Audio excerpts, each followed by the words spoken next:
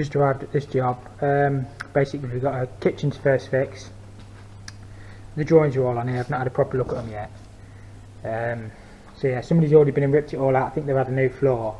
Big one pipe, I think that's a 3-inch iron feeding the heating. We're in a church. So yeah, today we've just got to get it first fixed. We've got basically a kitchen sink going in, hand wash sink, and I think there's a tea boiler as well. So pretty easy. So I'll just cut out all these old copper pipes and then just put new in. So we'll find out where the water turns off and get it all stripped out. I'll probably strip out all this push fit waste pipe as well, and put it all back in solvent. So yeah, that's today's job. So the cold water comes in here, basically feeds around behind here. It's going to feed the kitchen. This hand wash basin's coming off, so we'll cut this cold feed off here, bring that round. The new water heater will go under the sink. I've not got this marked out yet, but basically there's a sink going here, hand wash basin going here, and tea boiler over there somewhere. And then we can cut this waste back. It's in 2-inch, goes into that stack, and we'll just do it 1.5 inches. So yeah, nice easy job really. Quite like working in churches and stuff. Just take you for a little bit of a tour. It's actually a really nice looking church, this.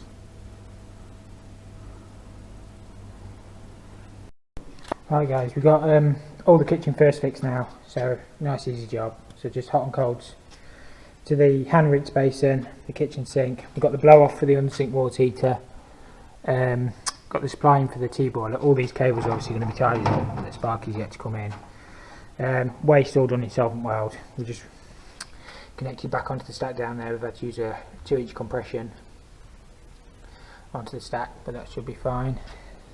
So yeah, nice easy job. Show you a bit more around the church. The lady was saying that the stained glass is one of the nicest examples in the country. It dates back to 1921. It's actually really detailed when you get up close. And she was saying that's the original Saxon part of the church.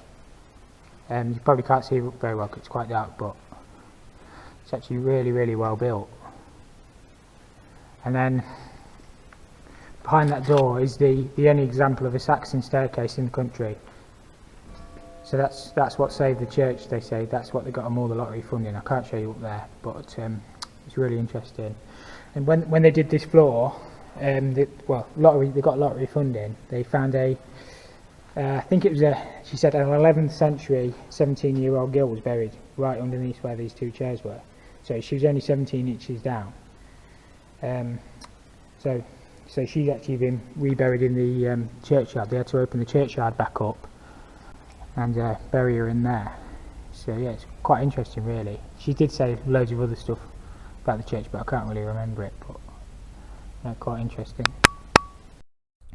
So this job here was just a Combi boiler install. Basically what we had to do was lift the floor up on the landing and find the hot and colds to get them back through to where the boiler was going. Basically before it just had a regular boiler in, so we removed the tanks in the roof and the cylinder and everything, installed a Combi.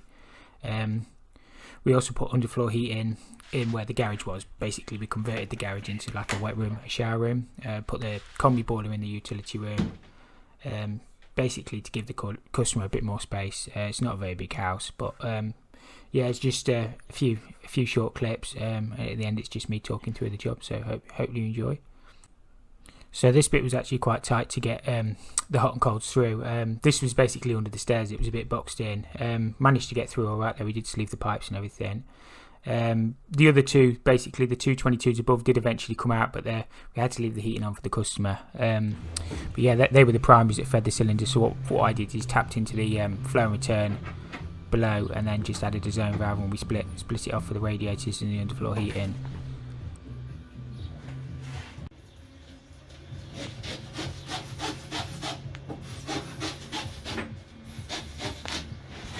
So on this job I've installed a new Worcester 8000 series life, 30 kilowatt. I've managed to hide all the pipes behind so it looks really neat for the customer. So over here this is going to be a cupboard. We've got bypass valve and 2 zone valves, filter and everything, hot and cold, drop down, put a cow mag on it as well. I'm going to put an expansion vessel at the other end, a mini expansion vessel. I've got there my underfloor heating feeds for this new area. Got a shower going in here. So there's a concealed shower mixer to go in here yet. Basin over there, and then we've got a kitchen sink going over here. I've just rigged up that condense temporary because obviously this is all got to be plastered. So all these panels will come off so the plasters can skim nice and tight. I just had to get the boiler on the wall, so the customer's got some heating and hot water back on. I'm just draining down now because I've got to remove this old radiator where the doorway's going, and I've moved it. I'm going to put a new radiator over here. These ISO valves are just temporary so I can drain and flush. So yeah, that's the job anyway. So as I say, I'm just going to have to cut these as low as I can. I'm probably going to have to use some compression cap ends because they're saving this floor, so I don't want to damage too much of it. And then I've got, as I say, a new radiator over there. Yeah, that's pretty much the job, but hopefully it looks nice and neat for the customer. So this job here was your typical your Worcester Bosch. It's about 12 years old, I think. This one, it was leaking on the flow turbine adapter, so pretty easy job to change. I didn't film the actual changing of it, but what happened on this one was we because it didn't have the green cover on the diverter valve motor. The diverter valve motor got a bit of water in it, so I had to change that as well. I keep all the bits on the van, so it wasn't too bad. This was just basically me checking to make sure it was all working. I did do my combustion analysis at the end, but I didn't show it to make sure the appliance was safe. So yeah, it's just a nice easy job, really.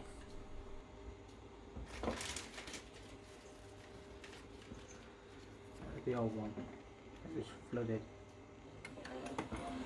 There we go. Move back to the end. And then take the marks out. That's hot water.